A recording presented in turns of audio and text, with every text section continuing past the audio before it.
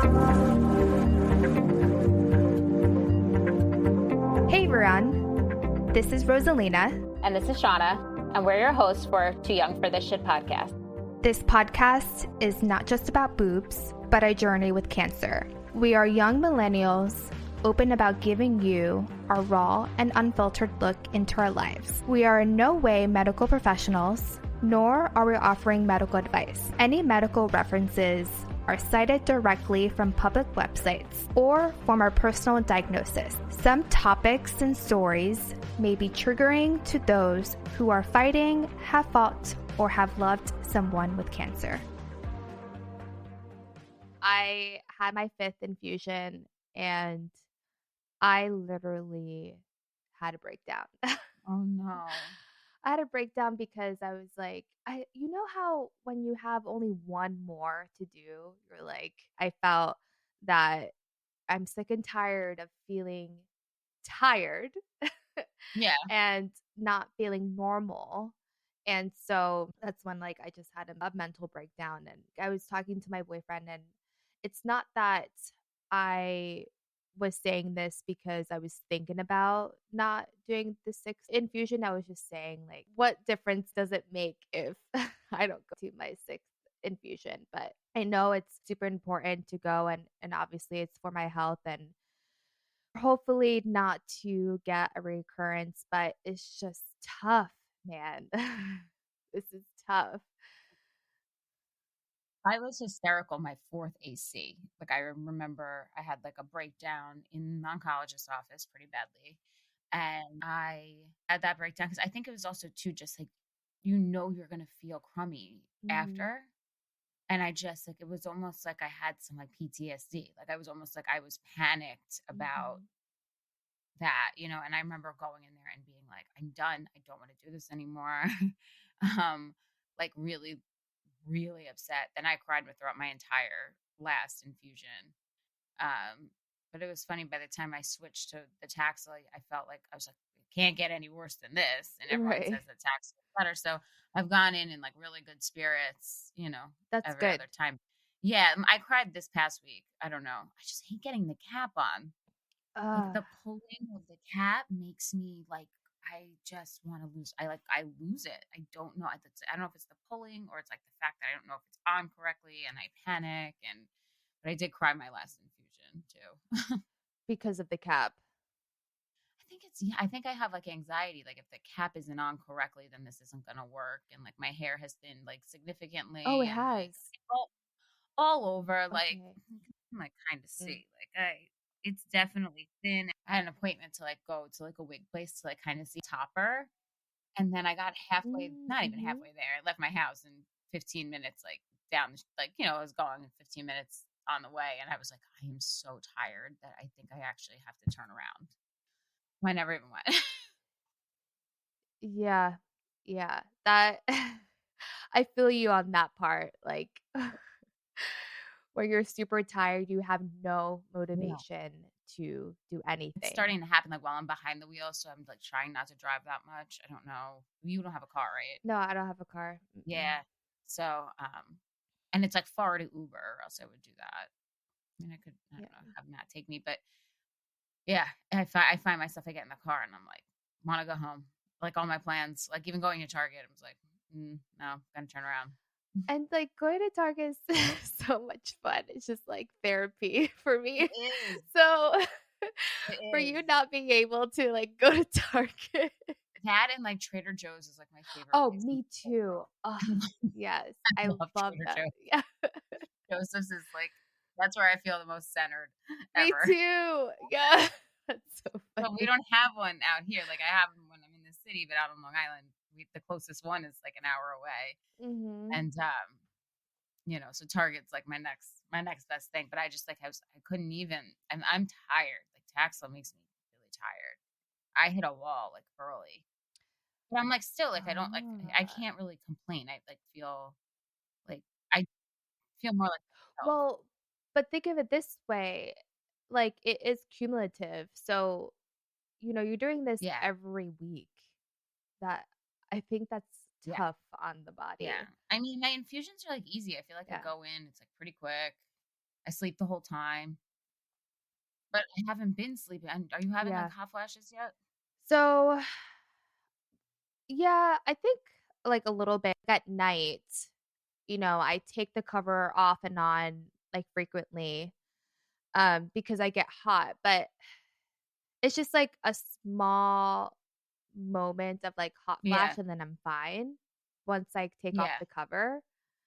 But I am having trouble I'm sleeping having like a though. lot of trouble sleeping, and it's because of like I can't regulate my temperature. I'm literally now just in like a flat like sheet to sleep in. It might be your mattress.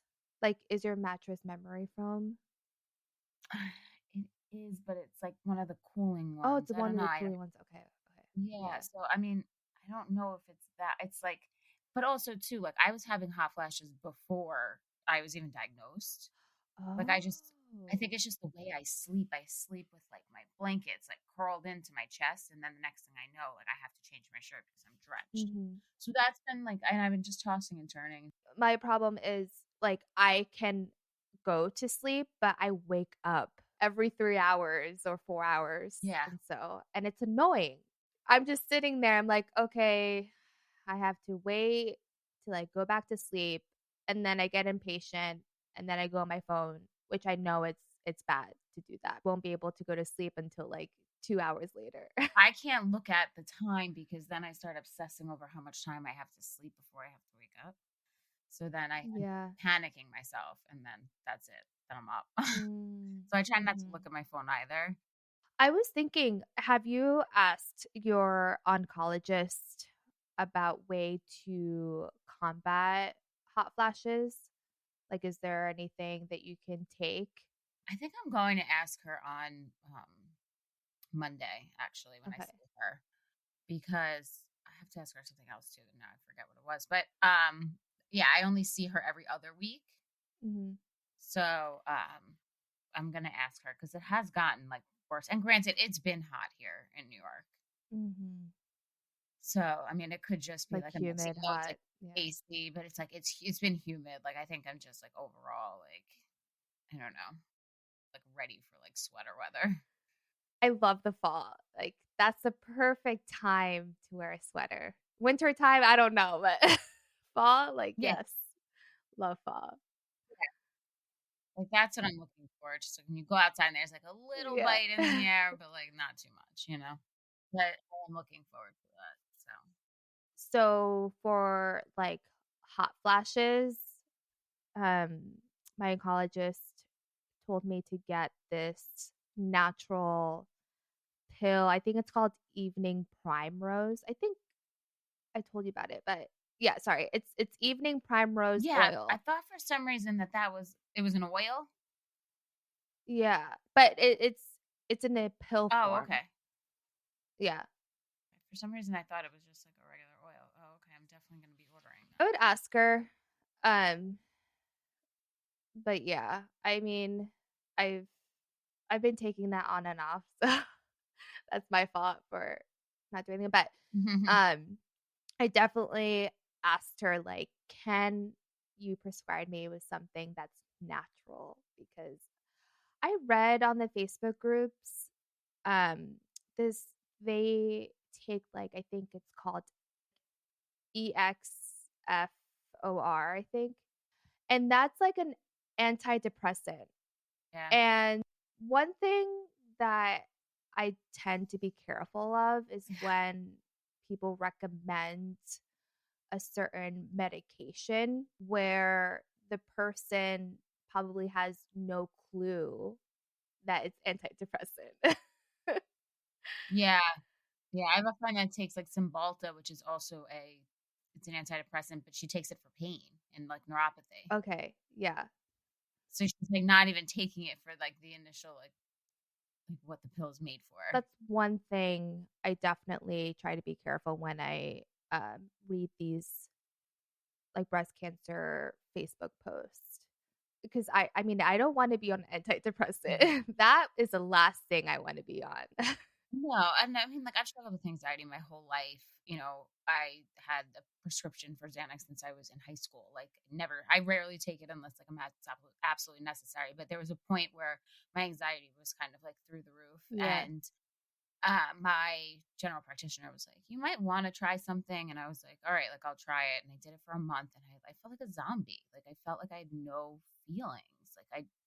It was almost like like kind of, I guess, in a weird way, like how we've talked about like shock value, like, and just not having like a reaction to certain things like after you've been diagnosed because there's been so much that has come at you now that like that Mhm. shock value is gone. And I felt like that's what it was like being on I think I was on Lexapro, where I just felt like you couldn't get a reaction out of me. Like everything was just Like, you didn't feel like yourself at all. yeah, Ugh, and I just was I'll never do that again. And it was like scary because it was almost like I just didn't it wasn't me. It wasn't me at all. that is so scary. So yeah. I don't know. I'll stick with the natural Yeah, and I keep know. taking what you said. All right. Are you excited for your last chemo though? Yeah, so, I think what's holding me grounded is that my brothers and my sister-in-law is coming for my last one, and I think I needed that the most is for them to Hmm. come and, be strong with me because it's tough when, people say, be strong, and you try to be, but you can't. So I'm relying on them to be strong for me. So, I'm excited because it's the last one, but I'm not excited for, the aftermath of feeling like crap. Yeah, Yeah. But at least it will be the last time. And that's like such a nice, I I know. like look forward to Yeah. that day. I look forward to that so much. I just purchased my last DigniCap treatment, and that I felt relieved. I no longer have to go on that fucking website and Yeah. purchase the treatment card. Yeah, I have to buy a treatment card like each time because like that's what they use to put in the machine. I have like a token, like, like a job thing. Like that's Oh, what mine is. Um, yeah. it's Yeah. just like I prepaid. I think I have to prepay for like, I think I had to pay for the first four, then five, and then whatever the last one was. So Mhm. But you're like going on your 7th or 6th for Taxel. for Taxel, I No, no, sorry. am No. going. You're like 11th cuz It will be my 11th treatment yeah. total. Yeah. Mhm. And yeah, so I technically only have like 6 more weeks, which is like 5 more weeks, 6 more weeks, whatever. After Monday will be, which is like so Yeah. awesome. There's like a light at the end of the tunnel, and like I think also too because now like I'm kind of used to the cap. Like I go in, I take my anxiety medicine, and I'm like sleeping. Like I sleep through the whole Mhm. thing. And then they wake me up and I take it off and then we're out the door. Like it's quick. Nice. Like I kept coming into chemo with like bags of stuff. Like I don't do you come in with like a suitcase worth of like blankets and this and that. I actually started to minimize the stuff that I bring. I'm minimized fully. I come in with the cap and I just have like a bag. Like they have blankets there. I was like, okay, I'm just gonna use their blankets. Yeah. Yeah. I bring my big snuggy thing, like my Yeah. that I love. My comfy. Um because it's I don't know, I like that. And then I have like a blanket with me and then because I brought Me so much stuff my too. first chemo because Yeah. everyone was like bring candy, like you for the mouth sores. And, then you have like, I'm having a very, very difficult time icing my hands. I do it for like 15 minutes and then I'm Yeah. like, get it off me. I'm done. I don't want to do this. It's bad Yeah. enough. This is on my head. Like, I'm really struggling. I'm starting to feel like a little bit of neuropathy in my hands and feet. Not like terribly, but I can't do the ice. It's the hardest part, I think. That is a little scary when you feel like little tinglings and then all of a sudden you get like anxiety because you're like, okay, am I experiencing neuropathy? But I've had those scares for Yeah. sure. Hmm. Yeah.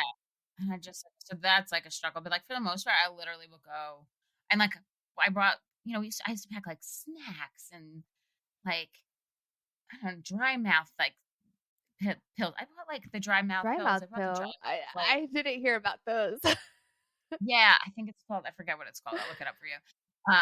But that and, like, the dry mouth, like, mouthwash, like, I spent, like, $15 on this mouthwash that I never Oh, yeah, I used. spend a lot of money on, like, all Yeah, these on things things. that I didn't even use, Yeah. and, like, I mean, I guess I'm, like, I'm happy that I was prepared, but, like, so not necessary, and I Mhm. don't even like, everyone was like, "Bring a charger, bring a computer, bring all this stuff." I don't even bring any of my stuff. I'm like, "I'm sleeping this entire time. I'm not even Yeah, I didn't gonna do work." I just brought my phone, headphones, and I'm like, if I'm gonna do anything, I'm just gonna, like, listen to music, that's it. But I don't know, just wearing the cap itself, it's so cold that I don't wanna do anything. I don't know how people could play Yeah. games, just do stuff on their computer. I can't do that.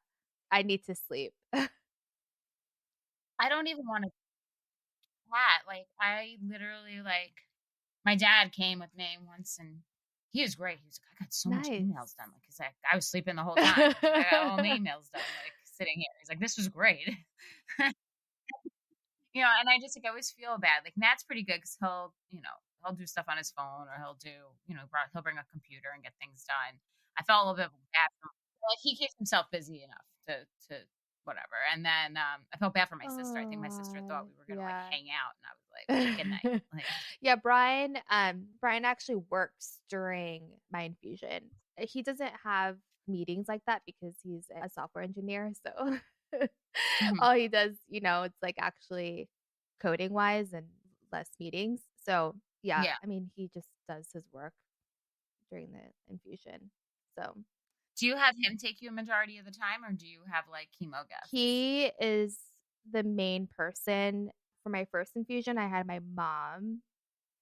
And then for my 4th, I had my best friend, and then my Yes. 6th would be my brothers and my sister-in-law. You can have more than one person come with No. you? So they have to, like, take Yeah. turns essentially. Yeah. I can only bring one person in. And now, like, my infusion center is getting, like, really crazy. Like, they make you like, if you come in like, a cloth mask, they'll make you change to, like, the medical mask. I think now with, like, the Delta variant, everyone's just, like, trying to, like, be, like, super, super cautious there, which, I Mm, mean, granted, like, is of course. serious. Yep. That could take up that whole cancer center. So, I mean Yeah. My nurse, who's the bomb, she is not going to be there for my 6th infusion because she's, like, going back to school, and so I think she's kind of working part-time. So, for my 5th infusion, it was, like, a sad moment in a way because, I loved her. She made things very smooth, and if there was anything that happened, she would resolve it and, like, try to make me feel great. Um, so I'm just wondering how the 6th infusion would be, but, for my first one, like, mhm. the nurse was nice, but she definitely made a mark on my arm. So, I don't know. But it was my first one, so maybe, you know, Oh, she knows the yeah. drill and not leave any marks on my arm because I actually have you know what? I actually have 2 marks on my arm. I don't know. I feel like whenever I show my arms, I don't want someone to think that I don't know, like, I'm injecting Yeah, yeah, yeah. stuff in my arm. You have a problem. Um I have a problem. Yeah, yeah. My chemo nurse, I've had quite a few at this point, but I've had one the last like few weeks who I loved. Like, and I don't find out. Like, I think if I log into the app now, they'll tell me if I have her. I hope to God I have her on Monday because she's just so great. And yeah, I don't know. I just They're, like, assigned to you. yeah, like it'll tell me who my chemo nurse is that day on my chart app. Hmm. Can you request a nurse? I don't know. I just never. Yeah, I was kind of just like, we're here. Just I don't, whatever it is, I'll just handle it. But I like this one because when I get the Zoladex shot in my Yeah. stomach, I've had a couple of other people do it for me where I bruised until I get my next one 28 days later. Like the first one, whoever the first nurse was, hit hit a vein or something because my stomach was black. Oh, come Yeah, on. Ugh, that's I so know. annoying. And the thing is, I still have like a dark circle from it, like on my stomach. Like it's still like not even healed. That happened in May. So I've had like a couple of that. Like I bruise. I mean, the needle is giant freaking enormous. Like not to scare anybody who's not, hasn't had one yet, but the needle is just like it's like getting stabbed with a pen. Like that's how big it is. Yeah, I wonder because, like, for the Lupron shot, they actually do it above my butt. Mhm. So I'm wondering, like, why they have to do the shot on your stomach. I don't I feel know. like that's such a sensitive area. I mean, I don't know too. I feel like I mean, I guess after IVF stuff, now like it is what it is. Mhm. Right? After 2 rounds of IVF, I'm like, this is I mean, it's nice to only have to go once a month, but I mean that freaking needle is huge. Like it's gonna bruise, without a doubt. But the lady my chemo nurse, that's my favorite. Her name is Caitlin. She did it in a way where like I bruised and it's already gone. She did it last week or 2 weeks ago, and it's already gone. Pretty particular, and I will request a nurse if I feel like they do a good job. And it's just for me and just so I can like calm my nerves and not be so Yeah. anxious when someone actually like draws my blood or does Mhm. infusion or does like the Lupron shot. I don't know. I just like to have Yeah. consistency and Yeah. No, no. I'll know that the person will do a good job. Yeah. It's funny though, because some of them I had only like once. I had like an Asian woman, and that was like she was for my Mhm. fourth infusion, my last AC, where I like kind Mhm. of lost my mind and was like hysterical. And she was good because she like didn't, like the chemo nurse I love, like, will come in and we'll joke, and she yells at me for not drinking enough water during the week, and like we're like Yeah. friendly. This one, I just like I guess read the energy where I was just like in no place to like you're getting like my name and my birthday, and like that's you're getting that bare Yeah. minimum, and I think it was like good. Like she was like good to have Yeah. that No, day, that's you know? good that she read the room and it was like, okay, Yeah. she's not playing right now. Yeah. We're going to talk about our lifestyles and support groups. For the support groups, Shauna and I have different when we join the support groups and the reason why we join the support groups are a little bit different. And I think this is great in the sense that you get my opinion and then you also get her opinion. And I don't know, I think this episode would be really interesting. So in terms of you know when we join the support groups, I'll say that when I was first diagnosed, there was a lot of unknowns, and I was trying to just slowly focus on what my doctors are telling me and less about what the internet is saying. For like a couple of weeks, I didn't try to find any like Facebook support groups until I think before I had the MRIs when I decided, okay, let me see if there's any Facebook support groups just maybe to get any information. I joined some of them and I was so scared. I was scared of what I saw. It freaked me out. Like I saw so many posts of people saying like what they're diagnosed with, what stage they were in, and they had like lymph nodes involvement and all those stuff. And one, during that time, I was in denial that I had breast cancer. And two, I was in denial that I had any lymph nodes involved. So I didn't want to be involved in that Facebook group that it could potentially like give me anxiety of all the information that I was seeing that it may not pertain to me, you know? Like I didn't want to scare myself. So I joined them, and then my boyfriend was like, "Why did you join them? Like you're going to like freak yourself out." So I unfollowed these like Facebook groups. I basically was on them for like a day, and then I unfollowed them. So I didn't join back until after my surgery, because then there my mindset was a little clearer. Like I already knew what my diagnosis was. I already knew all the information that the doctor were giving me. So anything that I saw in these Facebook groups, you know, even though some of them may not pertain to me, I guess like I was no longer scared because I knew what my story was. It was more in the sense of I joined these Facebook groups because I wanted to see if there was any other younger women. That's the reason why I joined them, was just to see if there was anyone else who is my age going through this. I didn't want to be alone. I felt like I was too young for this shit to happen.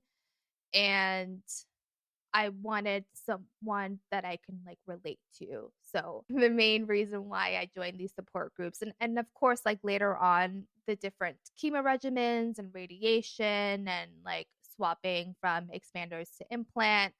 Um Later on like I did wanted to get information of like people's opinion and what they've gone through, but in the beginning I just wanted to find someone that I could relate to. Yeah, I'm definitely.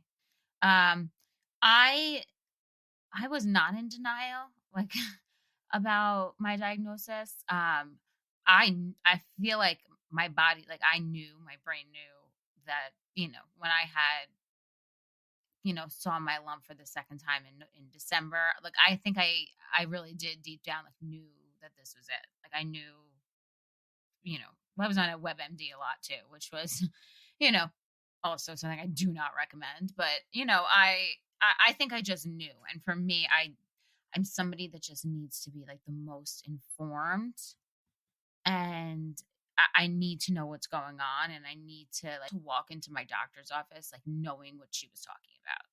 So I think it was like the night I got my diagnosis, or maybe it was the night of my biopsy, and I went home and I just started to get on Facebook and was like, I need to find like some sort of group. I like need to, I'm a nanny in New York City. We have a ton of nanny groups that are like the most helpful. Like I go there for certain things. I go there for like really anything. Like if I need to vent about a situation, that happened at work, or if I want projects, or if I want, like it's just like such an amazing source of like resources basically, and community. And I wanted to find that within like this breast cancer community. It's trying to find like something where I can get as much information as possible. So I ended up joining two actually that night. And then it wasn't until like maybe a couple weeks after where I found the Young Survivor Coalition Facebook group, which was amazing because that was all women, 40 and under. And that you feel definitely like I can't relate to a woman who's 70, going through this, like I needed somebody that was on my level, that cared about like the cosmetic reconstruction. I mean, well, now I'm 33, but I was 32 at the time. Like I wanted them to like look good after this was over. And I wanted to get, every I wanted to see what the lumpectomy, like, the differences, and do people regret it? Like, that was another big thing for me. When I had gone to my surgeon, they told me, like, you're not going to be able to save your nipples. Your tumor is large. You're going to have to do at least a single mastectomy, and I wanted to see, did people regret that? Like, did people regret going, getting one and not doing the other? Like, I just needed to be like informed about everything. And I really did. You want to know what else I've loved is that like these women are not afraid to show you pictures of their reconstruction. Yes. And I thought that that was so That helpful. is super helpful. I was definitely shocked when women would just share their pictures. That's such a vulnerable spot. They would show their shitty, like reconstruction too, just to be helpful. And I love that. Like even though I'm sorry that happened to you, but it's Yeah. helpful for women like us who are going through the reconstruction or will be going through the reconstruction to understand what went wrong for them and like maybe I don't know if Right. there is a way that we could avoid that as much as possible. That would be great. It gave me some hope too because some of these women's reconstructions, I mean, they look better than their original breasts. Mhm. Like I saw some women where I was like, a lot of them got to like nipple spare, which, like I was just like, their boobs look amazing. Like, the scars were, and even the ones that had posted like a couple years later and you got to see how their scars healed. And, like, because when you first look at your chest after your surgery, I mean, it's not pretty. It's not pretty at all. Yeah, when you have the expanders on, it looks like you have balloons. Like a big Yeah, softball. expanders in general, and, like, that's the thing too, it's yeah, they're round, hard, and they're you know what I'm saying? They don't look nice, and it's like you almost think, like, "Is this was what my" I always call them my temp titties. Like, when I get my exchange, are they gonna look like this? Like, so that was Yeah. really helpful, and, and then all of a sudden now you're hearing everyone's chemo regimens and, comparing, we have the same diagnosis. I was able to get, like, a really good sense of, like, if I was gonna have to do chemo, what the chemo was gonna be. I remember getting ready for surgery and going on there and being like, Mhm. "What do I need for a mastectomy?" And these women just flooded me with, like, all these excellent products that I like absolutely used throughout my entire recovery, and they're like so helpful. And like even too, like on bad days, like there's been times where like I've posted and being like, I feel terrible. Or you have these women that are just like, you can do it. This isn't going to be forever.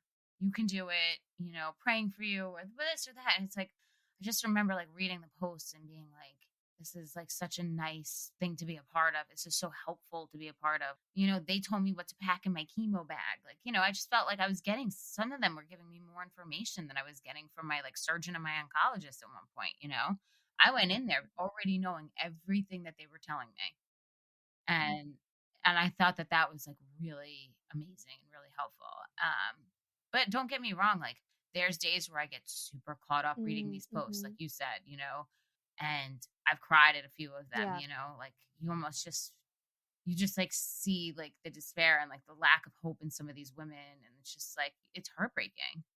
It's heartbreaking. Super, super heartbreaking. And that's why I think it's good to tell yourself to take breaks, take a break from Facebook once in a while, or maybe go into the Facebook group settings and make sure that you don't always allow like notifications because it could really get to you. There are good times when these Facebook groups are really helpful, and then there's like really bad times when you get really caught up and you just feel like giving up essentially because of everything that you're reading. It's scary because especially the posts where women talk about they were Oh, yeah. stage 2, stage 3 before and then all of a sudden they had like a recurrence and then now they're stage 4.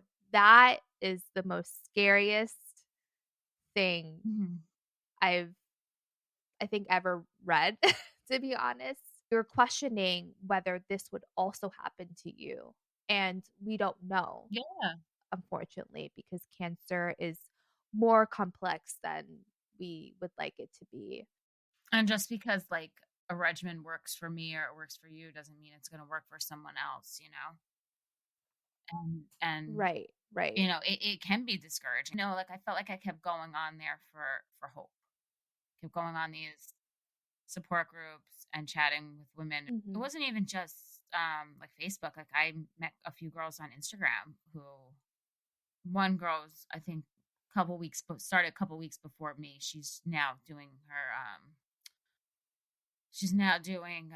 radiation and stuff. But like connecting with her was I felt like I needed like a little bit of hope. Like I needed to talk to people that were going through Yeah. this and like also I've had some like success. You want to hear the success stories. You want to hear, you know, Yes, you definitely yeah, you want to want hear to the hear that. success stories.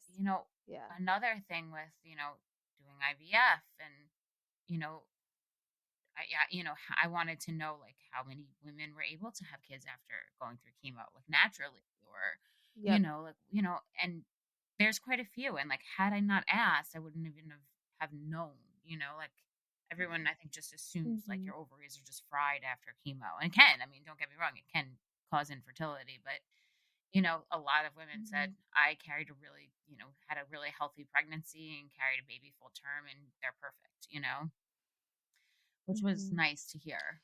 That's one of the things where, not that my doctors have told me this, but I think back in the day, um, from what I read with some of the posts, like doctors would tell women, like, you won't be able to carry a baby anymore. And it's nice to prove them Yeah. wrong.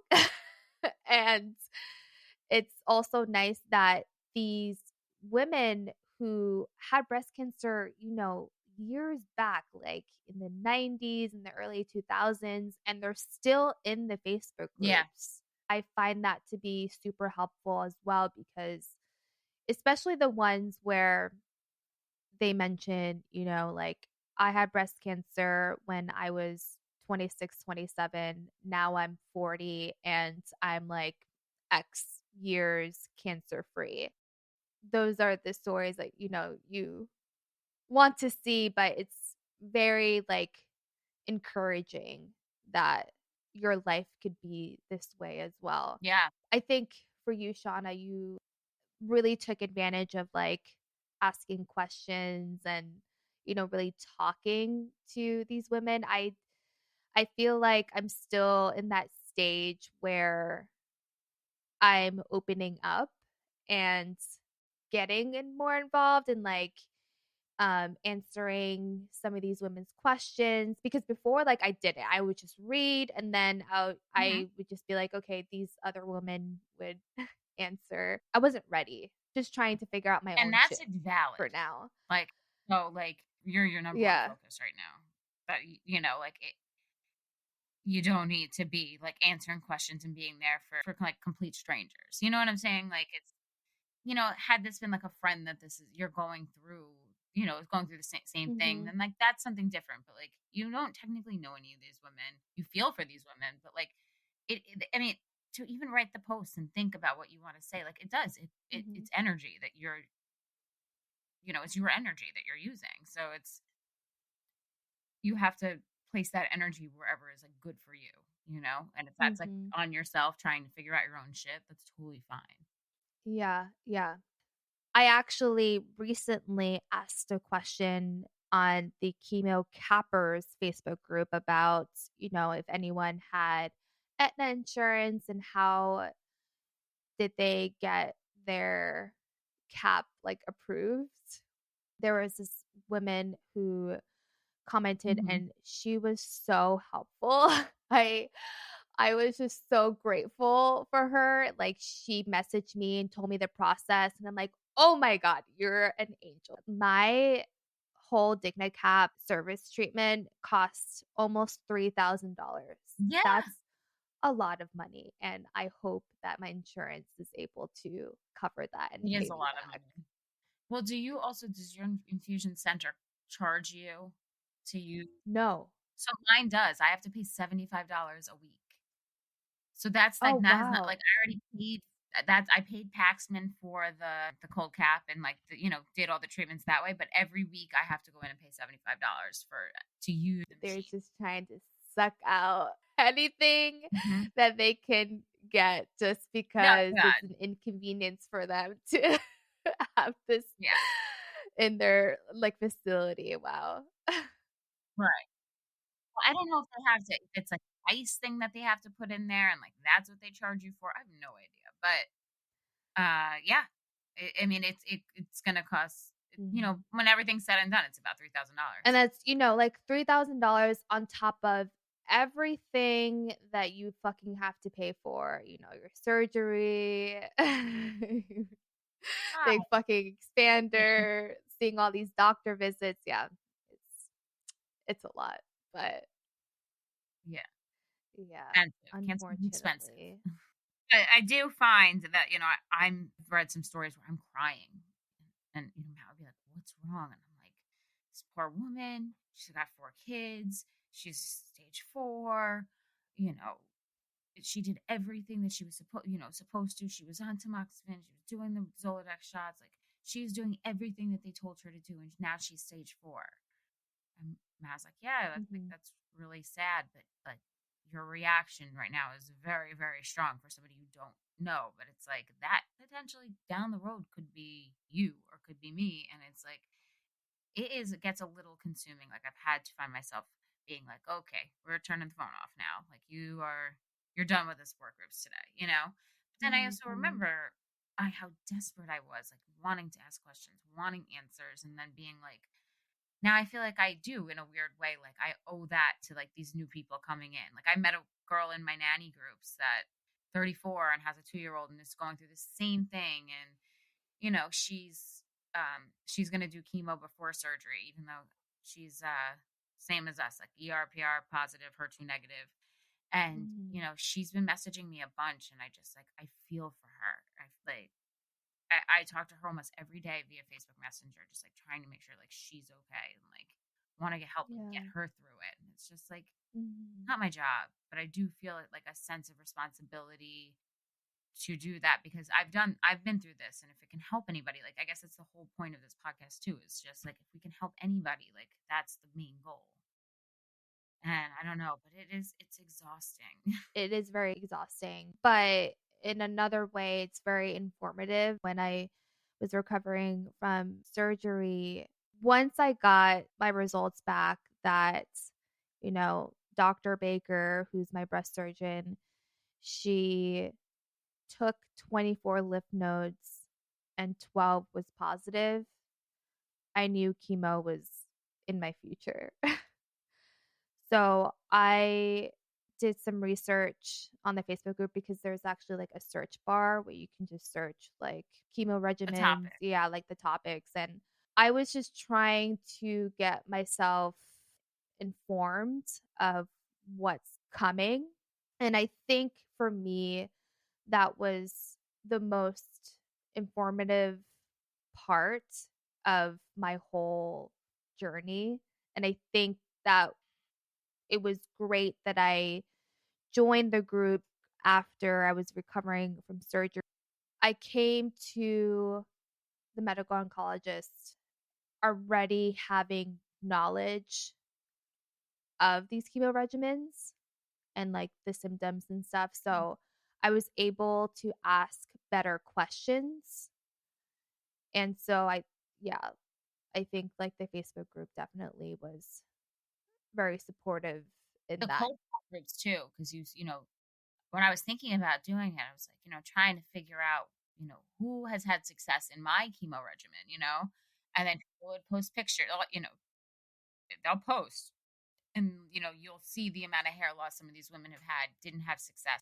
It scared you most, like, do I want to spend $2,000-$3,000 and ends up losing my hair anyways? So like that also caused a lot of anxiety as far as like the hair situation, which for both of us, that was very important for us to keep our hair. Yes. And it was that chemo cappers Facebook group was really helpful because, like you mentioned, you wanted to see people who had success with the chemo regimen that you're going to be on. I would like search TC and then Hmm. kind of read through who had TC, but then who also wore like the dinner cap and see if they had any success.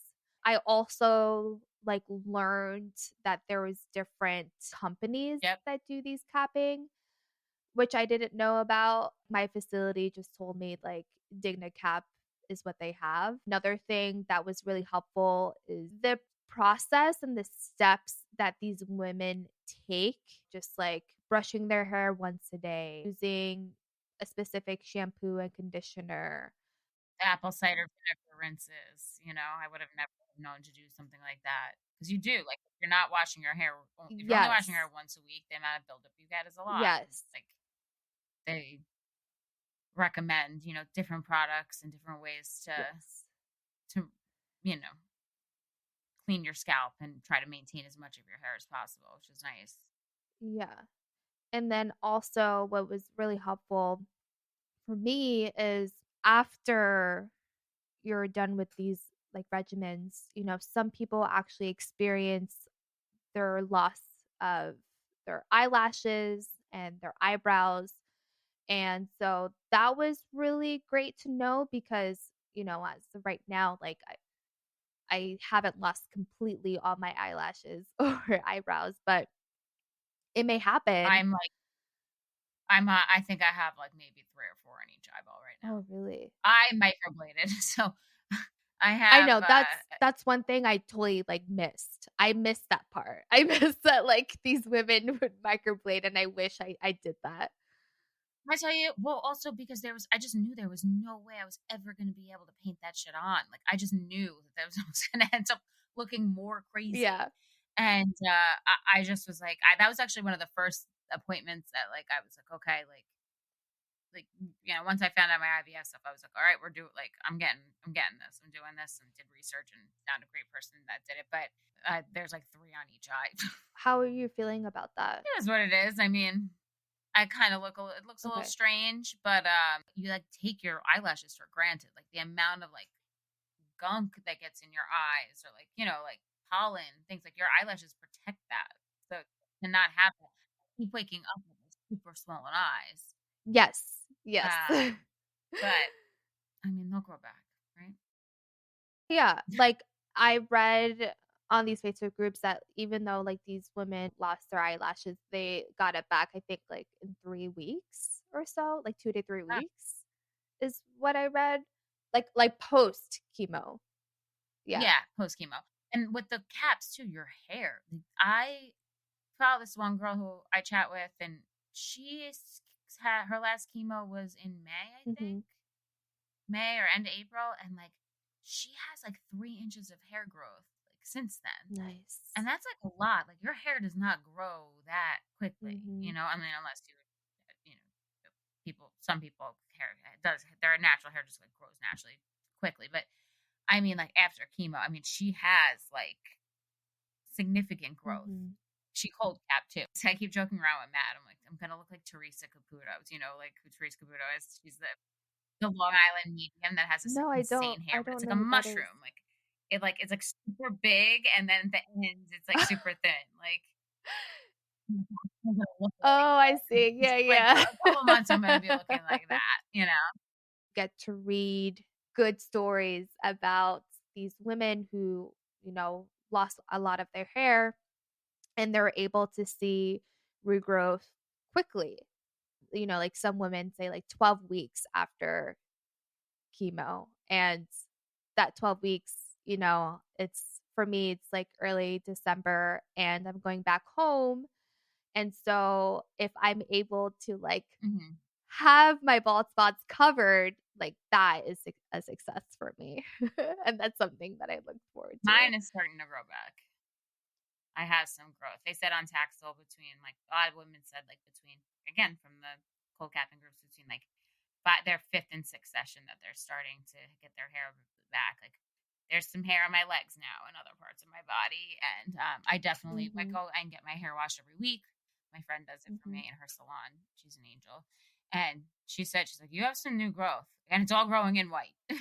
Okay, yeah, that's not that's not what you want to see. So I'm like, I mean, I don't even care. Well, also too, you can't color Yeah, your yeah. hair for like 3 months after. I'm gonna be looking crazy. So we're just gonna be rocking baseball cap probably for the next 6 months, which is fun. I have to ask you, when you were looking for support groups, did you join any of the healing cancer naturally? No, it's so funny you asked. So I remember seeing a Facebook post where this woman was asking, like, is there any natural stuff that I can do? Basically saying that she doesn't want to go towards like the routes that the doctors are recommending. And I remember seeing a comment that this person said is like, I forgot what she exactly said, but basically, like, people who go towards like the natural routes, you don't necessarily like see them on these groups because like they eventually like die because they're not going towards what the doctors recommend. And so that basically told me like, man, this is serious. Like I'm not going to play around and try to do these natural healing Yeah. stuff. Like I'm going to do exactly what my doctors tell me because I want to live. We have spoken about finding like a fine line of being like, I want to do as much natural as possible, but I'm also like a huge believer in science. And I think they go hand in hand, and I'll never forget joining this group and just kind of hearing what other people, recommended. Like, Oh yeah, that's right. You did join the group. oh yeah. Well, I joined Yeah. that group like in the beginning, like not, just trying to see, I just wanted to know what other people were doing. Like I always just. And then my friend's mom is very anti big pharma and believes that there's a cure for cancer and just basically everything's like kind of a conspiracy. And she like highly recommended that I don't do any type of chemo or radiation. She was like, absolutely not. You're going to Wow. follow this alkaline diet, chakras, and you're going to be fine. We're going to starve your cancer. You're not going to need anything. And I just remember leaving and being like, I mean, I'll try the alkaline diet. We'll do that. But like, if they're telling me to get chemo, I'm getting chemo. Like, there's just not like, she was just kind of being like, you're not going to need any of that. We're going to starve your cancer. And I was kind of like, all right, that's a pretty bold. That's a very bold thing to say. Yeah, right. And I can't imagine going and telling my dad this or telling my sister this and them looking at me being like, yeah, that's a really great idea. Yeah. You know, um, then I was going in the groups and there was women that were juice, green juices, and then they would give this laundry list of supplements that like things I've never even heard of, things I would never even know where to get. And it's like, they basically you're taking like 100 different freaking supplements a day. It's just like not doable. The best one, the absolute best one is the people that it's some sort of protocol. I can't think of the name of it. You have to get it at Petco. You have to go to like an actual pet store, like a dog dewormer or like a parrot, like, yeah, dewormer, like it gets rid of parasites. And they're taking these pills and swearing that it cured their cancer. That's the thing where I question, like, do they go to their doctors and get tests done where it notifies them that they don't have cancer anymore? Like, how are they, relying on I this? don't know, but I can't imagine like going into a pet store and asking Yeah, no, for that's medicine yeah, for a yeah. dog or a cat and then having that cure my cancer. It just Yeah, doesn't that's seem safe. It actually doesn't seem safe. no, it doesn't seem safe at all. There's Yeah. a reason why it's for dogs and not for humans. I'm like, I remember reading this and being like, what? To go back and read some more about it because I was like, this is wild. Like, this is not Did you normal. see that a lot of people like went and bought it? There like a lot of comments? Yeah, people do Okay, it. yeah. People do it.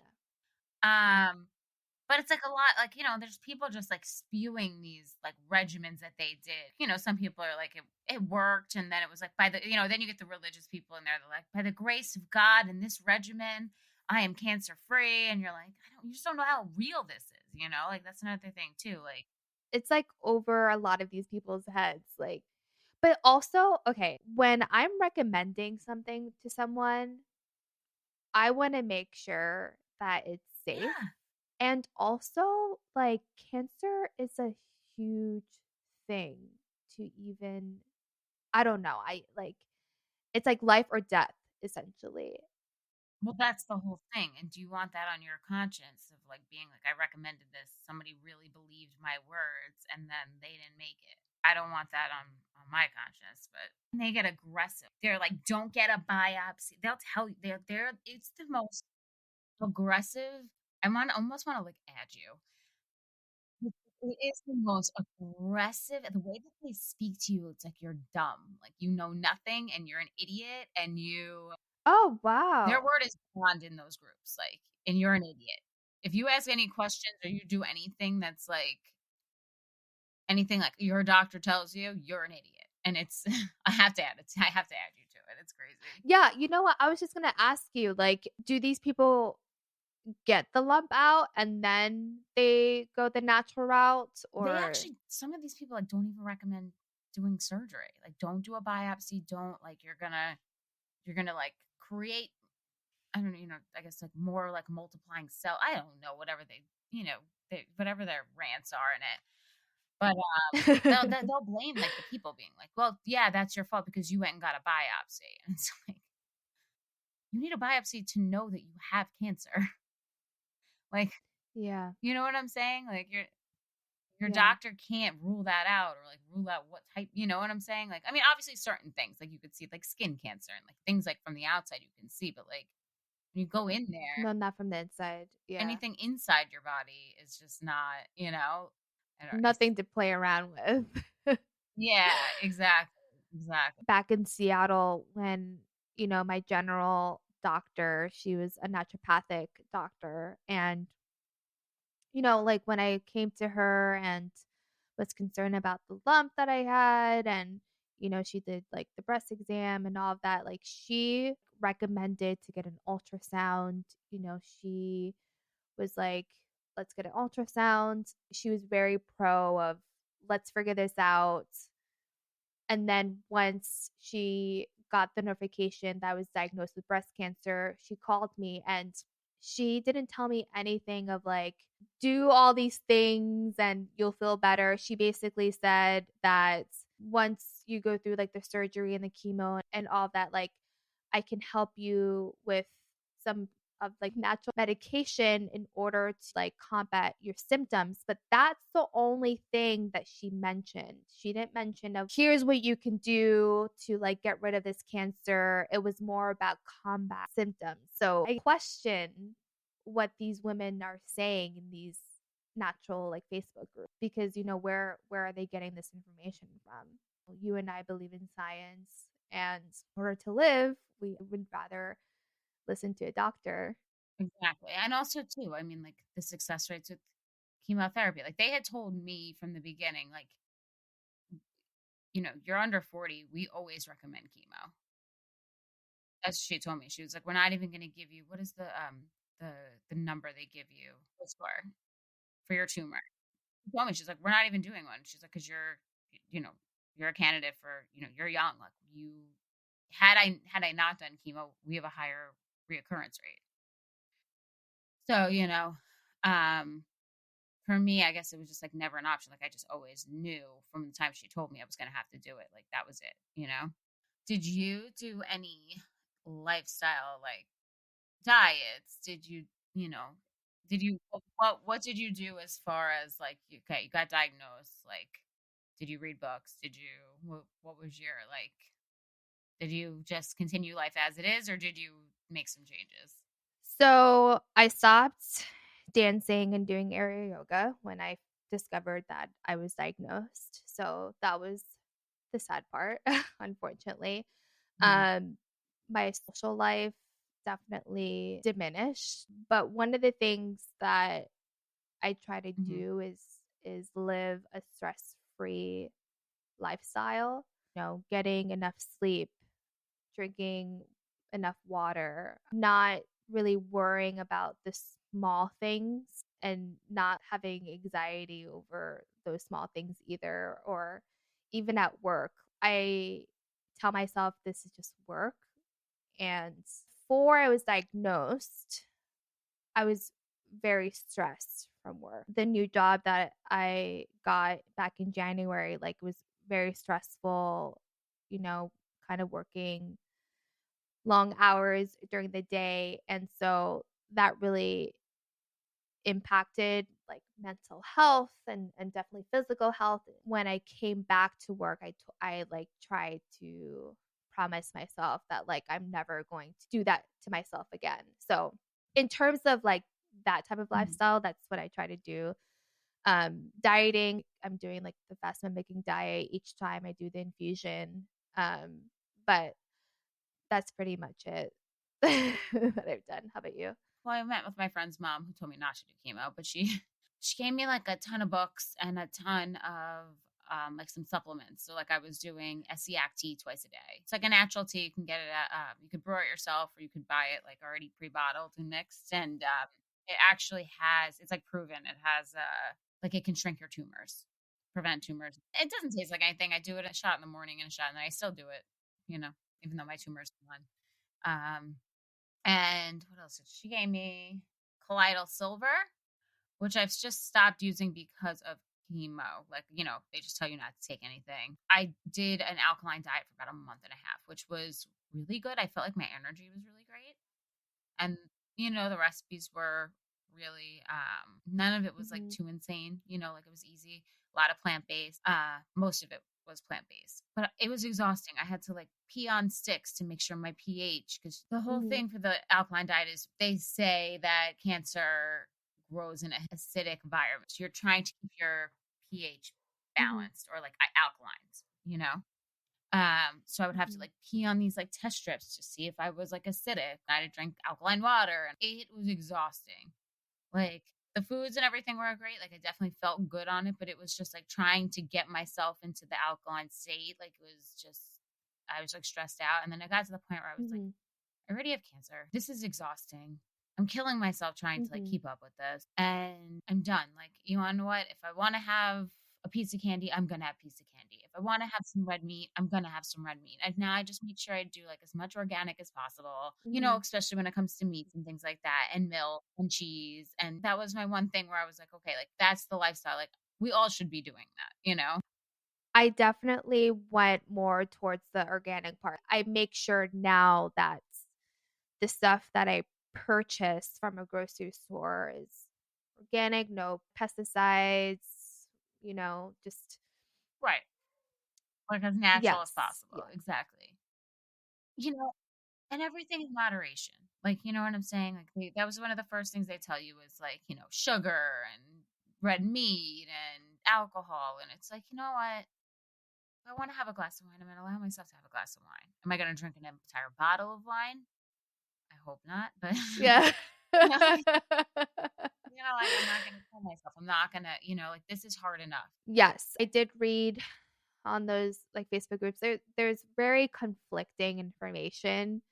There are some oncologists that would tell their patients that like sugar feeds cancer. And so like there are some people who actually change their whole entire diet, and it's not a bad thing at all. Everything moderation. And what my like oncologist tells me is like just have a balanced diet meal. Your protein, your greens. Yeah. It's funny. I've been craving more protein than anything. I try to be careful with the salads because, you just have to be careful with like leafy greens as far as how clean they get. But like literally I want like a steak every night. Yeah. Really Yeah. I mean, like my, when I went last time, I was like, how can I keep my platelets up for chemo? And she was like, red meat. And I was like, say no more. Great. That's what I'm craving right now. That's so funny. Yeah. So it's good, What I'm trying to do is buy candy that's more organic and doesn't have all these like harsh ingredients. So that's kind of like the routes and the transition that I'm trying to go towards, because I'm a candy lover. And if I can find candy that's a little bit better for you, I will try to do that for sure. So try to find better alternatives is what I try to live by. Thank you all for listening to our podcast.